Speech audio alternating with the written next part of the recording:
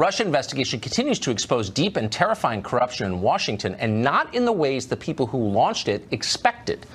On Friday, the New York Times and the Washington Post reported that the Obama administration employed a spy who posed as an advisor to the Trump campaign during the 2016 election. He was a longtime CIA asset who fed information back to federal intelligence agencies. The Obama people lied about doing this, but they did it. As far as we know, nothing like that has ever happened in American history. Richard Nixon was accused of less than that, and he left office. So you'd think the self-described guardians of democracy in the media would be horrified by the suggestion of partisan spying, no matter what they think of Trump personally. But they're not horrified. Instead, they're aggressively defending it like the craven lackeys they are. The Washington Post over the weekend actually ran an op-ed with this headline. We're not making this up. Quote, "The FBI didn't use an informant to go after Trump. They used one to protect him." Amazingly, the New York Times agreed with that. Here was its story in the subject. Quote, "FBI used informant to investigate Russia ties to campaign, not to spy." In other words, Donald Trump should be grateful that Obama's FBI spied on him. It was for his own good. The people who wrote this crap should be ashamed. It's not journalism. It's partisan cheerleading. It's also embarrassingly credulous. Just transcribe whatever spin you got from your FBI source and call it a news story. How would these idiot reporters feel if the Trump administration read their emails or tapped their cell phones or sent a spy to spy on them and then claimed it was all for their own good? Well, obviously, they'd be outraged, and so would we, because we're not hacks. Obama's CIA director, John Brennan, by contrast, is a hack. He's also a liar who's done more to embarrass and discredit the so-called intelligence community than any other single person. Brennan has been on Twitter attacking Trump and anyone else who wants to know more about the Obama administration's spying efforts in the last campaign, as if Americans don't have a right to know when their government is spying on them and why. Our ruling class is completely out of control. That's the real lesson of this Russian nonsense. And for the latest details, we're joined by Byron New York of the Washington Examiner and George Washington University law professor Jonathan Turley. Professor, first to you. Does the public, do Americans, have a right to know if they were spied on and why? I think that they do. I mean, these are very serious allegations, and they are unprecedented. You know, we don't know what the truth is. Maybe there was a valid reason for the investigation. Maybe they used valid means.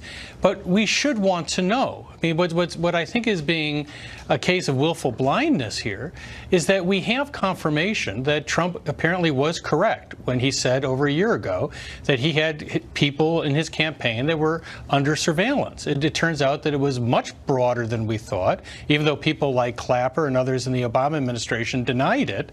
It does appear to be a surveillance program. It does appear to be an investigation.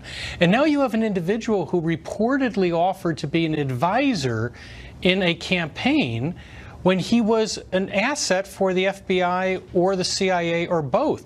I can't imagine what justice official would sign off on that.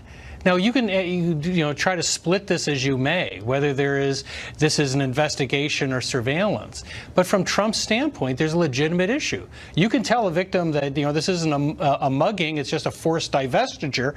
But it sure feels like a mugging unless you can prove to the contrary. If Bush had done this to Obama, I would want to know why. And I think it's fair to want to know. So what do we know, Byron? You've been reporting on this. When did this start?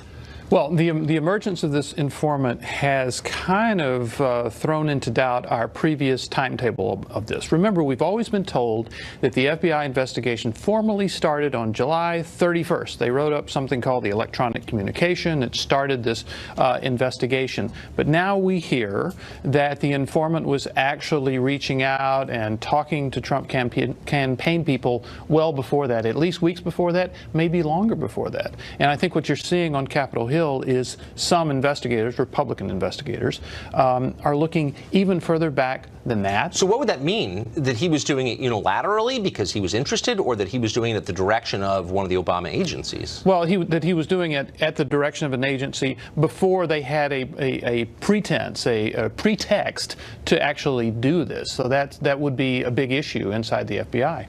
Also, we're seeing some investigators looking even further back to March. On March 21st, Trump goes to the Washington Post, meets with their editorial board. Remember, he was under a lot of very well. Under a lot of criticism for not having a group of foreign policy advisors, in part because the entire Republican foreign policy establishment had shunned him.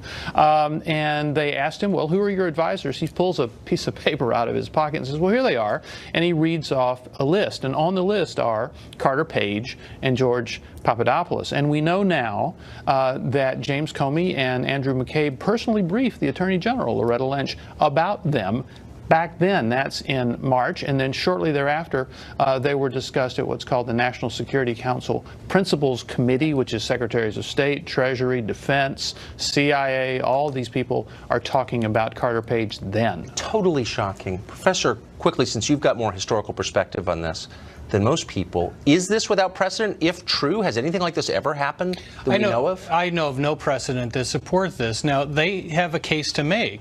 The point, though, is for those people that are objecting, what are you objecting to? I mean, this is a serious matter. No matter how you feel about Trump, we need to find out the truth about this. If there was an investigation of an opposing political party, if there was an asset who tried to become an advisor in the campaign, those are serious matters for all of us.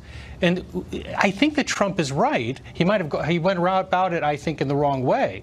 But he has a legitimate objection here that we should know the true facts. Well, I agree, and I don't think it's about Trump at all. Thank you both very much. I appreciate it. Glenn Greenwald is co-founder and editor at The Intercept, and he joins us tonight. You're not a Trump supporter. I don't think this is about Trump. I think it's about oversight of our intel and law enforcement agencies. What do you think of the coverage, which you've been following closely, of this alleged mole in the campaign? It's incredibly bizarre, Tucker, because for the last 2 weeks, all we heard from the FBI, and of course the media reported it uncritically, was that it was extremely dangerous to try and expose or determine the identity of this informant, because to do so would be to jeopardize his life, the life of other people, national security, all the things they always say when they want to hide from the public what it is that they do. And now that the New York Times and the Washington Post published huge amounts of details about this informant, making it incredibly easy to know that it was Stephen Halper, because the Daily Caller 2 days earlier had reported all the same details and named him. We all now know who the informant is, and we know that that was just a fairy tale, that he's not some covert undercover agent, but somebody who's a well-known CIA operative whose name has been repeatedly published in newspapers as a CIA operative and as a Republican operative for decades. And so the whole claim that the media was circulating on behalf of the FBI that this was some sensitive covert asset turned out to be a lie, and the New York Times and Washington Post knew that, which is why they did everything but name him by publishing all of the details to let us know who it is. But it wasn't just the media. I mean, you saw Mark Warner of Virginia, who's on the Senate Intel Committee, who's seen as a pretty sober person, basically threaten his colleagues with criminal prosecution if they in any way divulge the identity. What would be the justification for that? This is what the intelligence community does, Tucker, and I've been trying to essentially make this point for 18 months now, as we've been told we're required patriotically to accept whatever it is that they say.